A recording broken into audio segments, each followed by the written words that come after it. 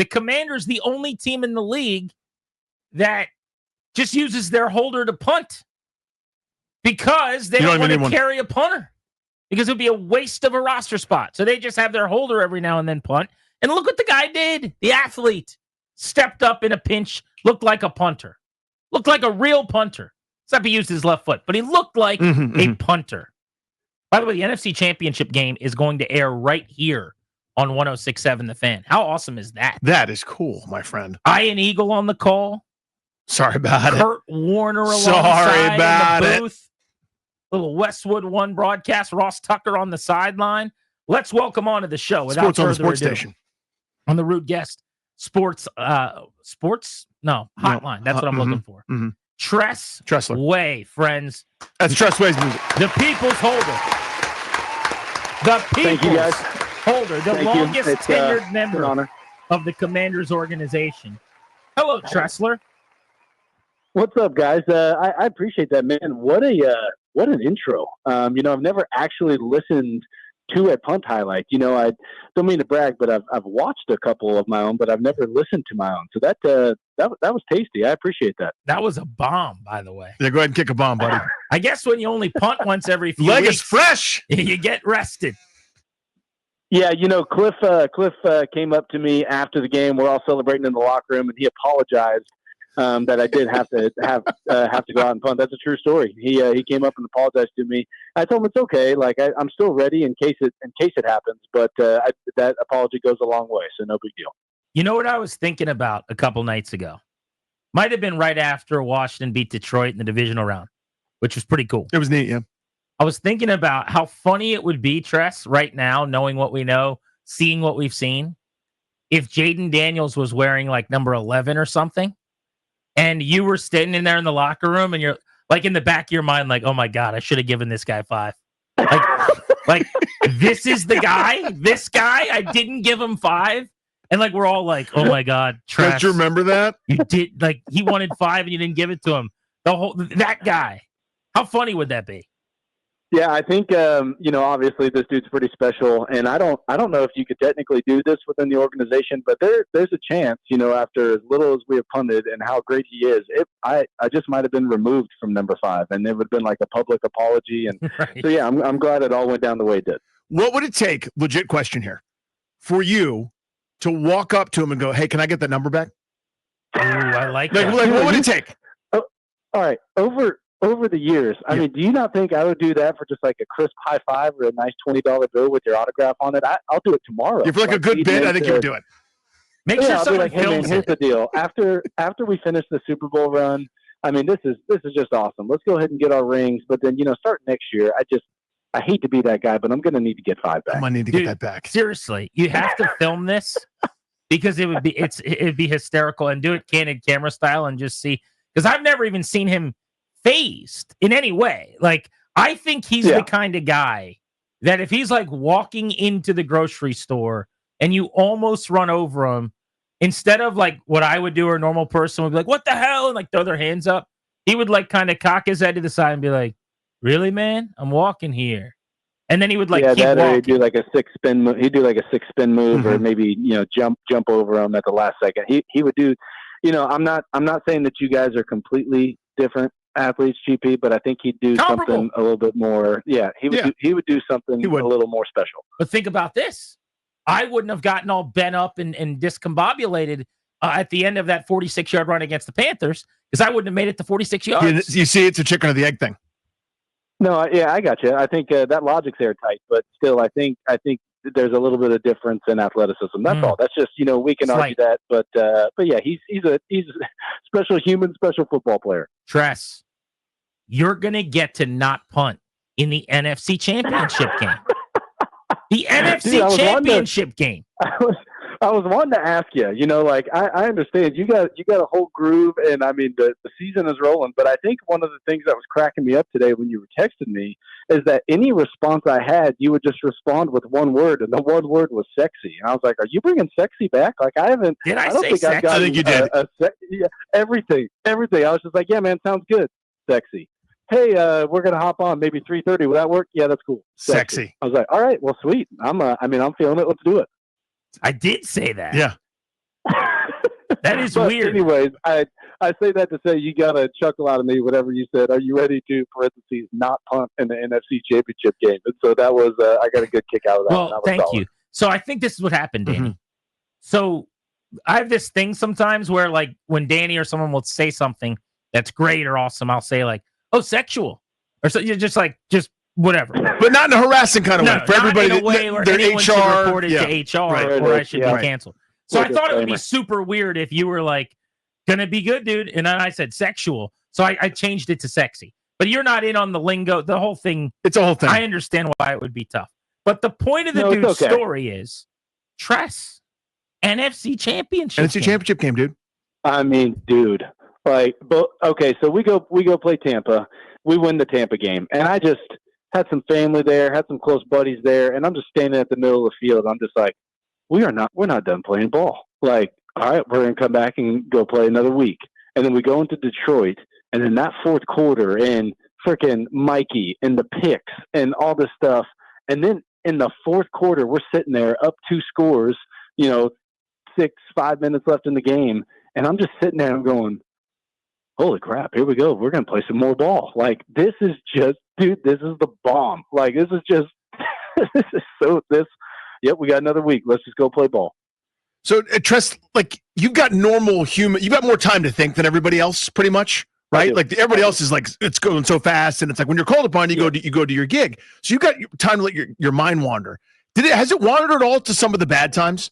You know what I mean? Where you're going, like, look at this, look at where we are, look at where we're headed, look at what's happening, and then do you ever think back to when it wasn't? Do you know what I mean? Like, you'd be forgiven to think that way, right?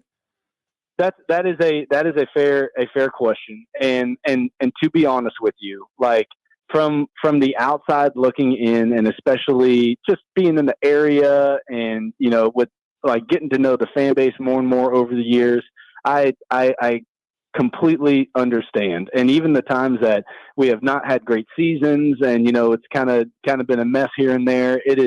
I've had awesome teammates. I've had great memories. I've loved being a part of this franchise and getting to know the fans, and like I've just enjoyed every aspect, and like the buddies that I've made for a lifetime, the memories we had on and off the field. The coolest thing to me, Danny, has been, and for me, it really hit home at halftime of the Atlanta game. Mm-hmm. And we were losing at halftime of the Atlanta game, and our fans were like cheering us on. I mean, like that, like the fan base was like clapping, yelling, like in like an uplifting way. And I'm getting chills thinking about it right now. And now obviously seeing what has transpired since that Atlanta game. But it's so powerful, and it may be like a little bit of a bold statement, but it's just so cool to feel like we have won back over the city, and it's been such a special time. Like Mr. Harris, when he bought the team, had a bunch of the veterans up for lunch, and he said, "I'm going to get the people in place that we need. I've done this before. I'm passionate about this franchise. I'm a part of this fan base. I have been for years." He said, the catalyst is going to be you guys going and winning. And he goes, and we can win this city back. And I am so happy and thankful to have witnessed that. And it is just, dude, it's so cool. Holy smokes. I love the win the city back is a really cool thing to hear, because that's not how I've phrased it or thought of it, but it's definitely what's happening. I want to hear more about that lunch. I mean, you don't have to go into the nitty gritty, but like, that's kind of cool. So he had players sit there. Was it just him or other members of his ownership group? What was that about?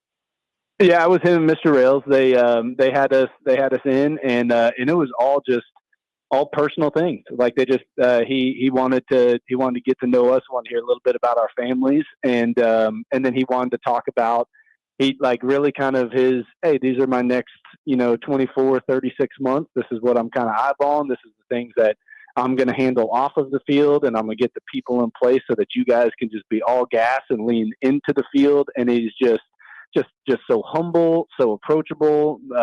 Reminded us at the end of the lunch that his door's always open. If we have a question of anything with the franchise, with ownership, if he wants he's like a lot of the younger guys coming out of college, or even the older guys, if you guys have a question on finance or people that like if you're doing business stuff. I mean, he was just so approachable, and it was that's really special. Like, that's just cool. And too, like, whenever he had mentioned like winning that city back, that is not to discredit so many fans that have just been loyal for so long. But I think I mean just the sheer excitement, like bringing the fire back to the city of like everybody being really excited. So Tress, you obviously, again, you've been here since 2014, and there have been some good people in the building. There have been some good people, whether it was in charge, position coaches, head coaches, and everybody in between. This is different. It's obvious, not just the fact that you guys are going to the conference title game. That's duh. Anybody can point that out. But the rhetoric, the stuff coming out from you guys since kind of this group was put together all the way back in the early winter of last year, springtime, et cetera, it felt different then, and we know it's different now because the proof is in the pudding. What's so different about this regime, this staff, this group of you guys together versus previous years where, again, not saying anyone's bad, anyone was wrong, but this is just different. Why? Yeah, I think everything is so incredibly intentional.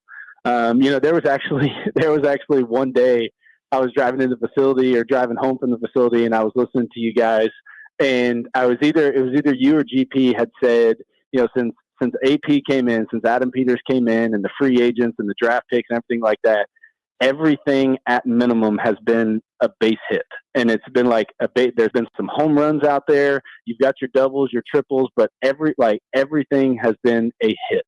And I think the intentionality and how purposeful,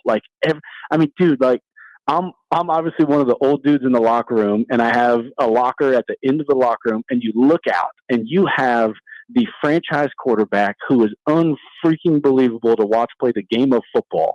And around him, DQ and AP have just built around these guys where he doesn't have to go do anything other than be him.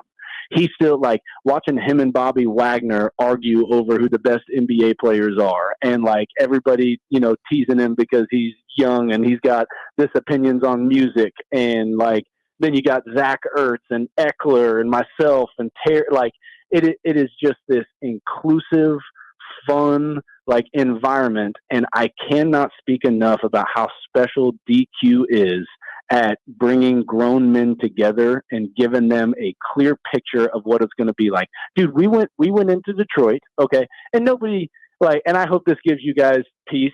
No, nobody cares what the freaking spread is. We're pro athletes, they're pro athletes. Go ahead, do your whole thing for the bet and sports books. At the end of the day, you got to line up and play ball. And I'll take our guys. I'm sure those guys will take their guys. Whatever. We're just going to go play ball. His ability to, it's not we're going to go out there and we're going to whoop these guys. Boom, boom, boom. We're going to go out and we're going to fight. We're going to take some punches. We're going to throw some punches. And I don't care if it's 4 quarters, overtime, into the parking lot. We're going to fight and we're going to win the game. And there's just this attitude of, let's just go. Let's play. Let's just play it out, keep playing. And it's a very special group, guys. Perhaps the 11th year of the charm for Tress Way here, as he gets an opportunity to hold. He will not be punting, but he will hold. You got to hold for those extra points in the NFC Championship game. Tress, we're behind you, sir. You go out there, you get down on one knee, you put that finger on the ground, you turn back to Zane Gonzalez, and you say, if you doink it, that doink better go in. In or doink? Yeah. Doinks are fine as long as they go in and hit that net. By the way, no doubt. When that ball was sailing toward that upright, how was old Tress Way feeling? Oh, I had full body lean going. Yeah. I was just you Carlton Fisk. Wind was. Oh man, I was just. I mean, I might have. Yeah, somebody might think I have some scoliosis or something, but I was hunched all the way over, leaning. I'm like, oh my god, go, and just gave it a little kiss. So that's yeah, they make their uprights a little wider down in Florida. The pole's a little bit bigger. So it just kissed it and knocked in. That's all. Best doink ever. Best doink ever. My favorite doink. Tress, go get him. So happy for you, buddy. Thank you. Yeah. Thank you, guys. Good talking with you. We appreciate you. By the way, I'm going to get you, we got to get you one of our no punts offense shirts so you can rock it. Okay. In the locker room. I'm in for that. I'm definitely down for that. It's too cold in Philly, but maybe if you guys beat Philly, my people will talk to your people.